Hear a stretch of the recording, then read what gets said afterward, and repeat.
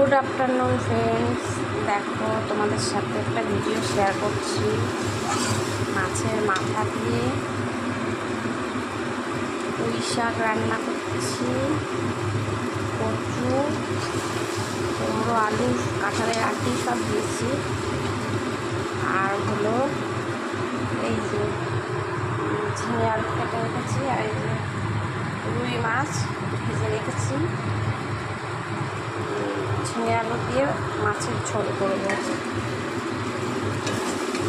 মাছের মাথা দিয়ে পুঁই শাকটা হয়ে গেছে, এটা এখন নামিয়ে নেব।